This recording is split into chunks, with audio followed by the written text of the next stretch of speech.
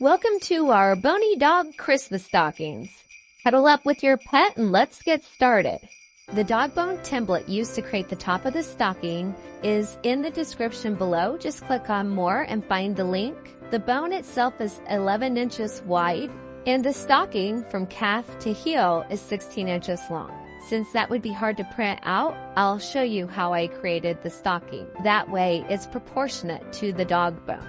It's easier to draw the stocking with straight lines first. I made it 16 inches long and a little less than 8 inches wide. That's the red line that you see right here. The toe area extends 3 inches out from the front of the leg. The whole stocking is 11 inches wide by 16 inches long.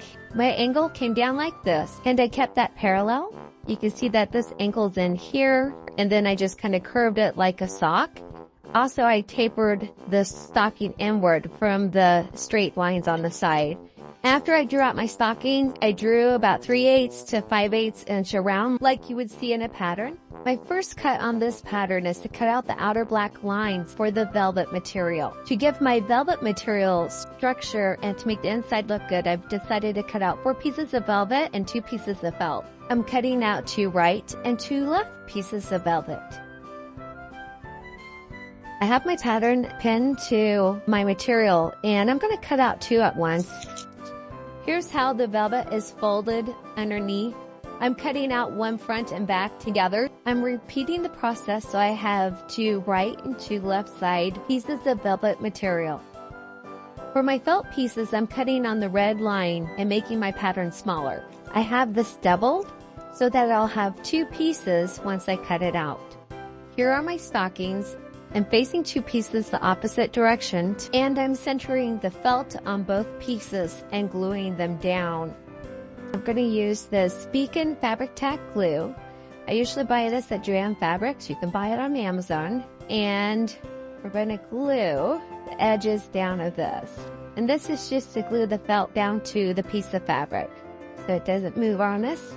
With the felt, we're making the fabric more durable as well as give it more structure.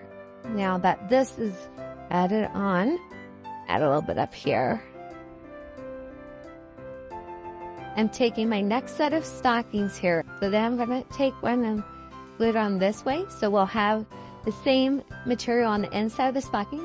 At this point, it might be a good idea to pin it down. I'm going to see if I can do it without pinning it down. Mesh this up.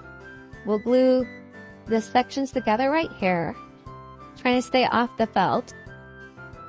I'm going around the felt and gluing the 2 pieces of velvet fabric together. And then trimming up the edges where the material doesn't match. When I glue these together, this time I will not glue at the top because now I have the thickness of my material and I'm making my stocking.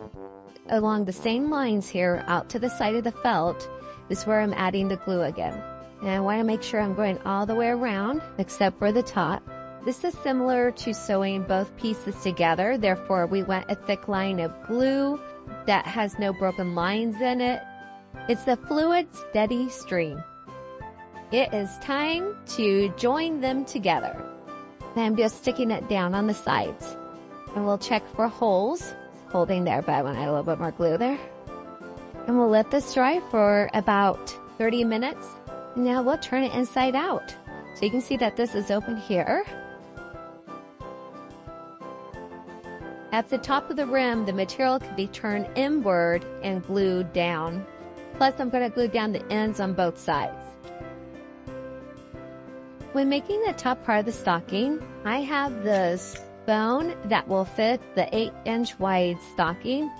You want to use the landscape feature, which is lengthwise.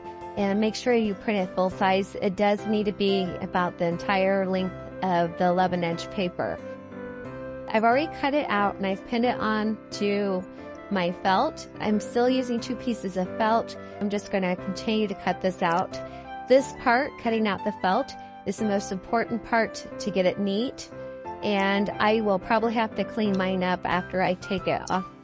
Now I'm just going to trim this up while both of these are together. Smooth it out a little bit. And while this isn't perfect, it's pretty good and it will work just fine.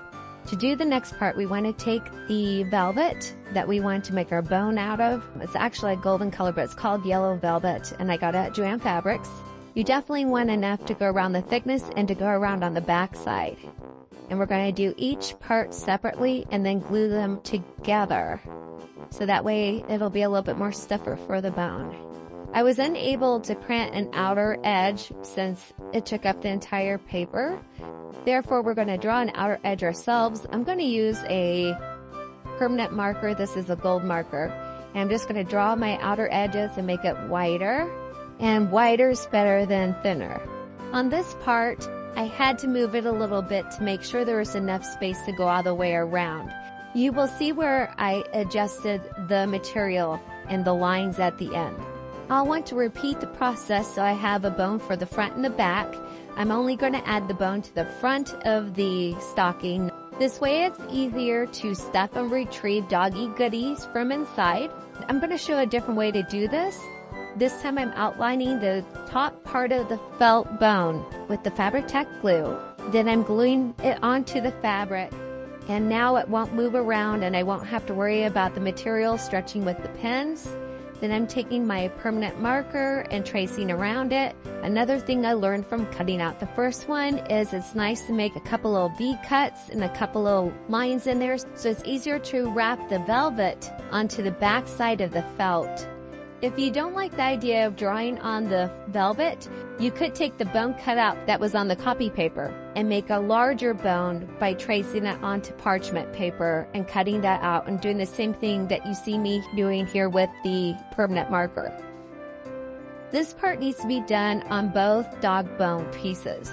I'm gluing the material flaps onto the backside of the bone to create a nice smooth bone. I'll repeat this on the second bone as well. In other words, I will have two bones that look the same. Now that my two dog bones are complete, I've matched them up with one on the back, one on the front. I'm pinning them together so they don't move, so that they're ready to be glued together. When you're gluing this together, you can actually kind of pull it a little bit and make it look a tiny bit better as you go along. We want to add 2 pieces of felt here to make it a little bit more sturdy for the top, provided you're making this to last for years to come. You can see here that has a nice thickness to it before we add it to the stocking. A little over half the bone is glued to the top of the stocking. I made a stocking loop that is 12 inches long and a 1/2 inch wide. You can either cut it out of felt like you see here or make it out of a 1/2 inch wide ribbon. To finish the look, I wrapped it in the velvet material. Now that I wrapped it in the velvet, I'll just glue this together right here at the bottom. And then we will stick it right inside the edge here. And I'll probably come down so it doesn't show on the front side. And here's my hanger. If you'd like to see how we did the name, please click in the upper right hand corner or click on the end screen. To see how we made the dog frame and attached it to the hanger, please click in the upper right hand corner or click on the end screen for that video as well. Happy holidays. Wish you all well.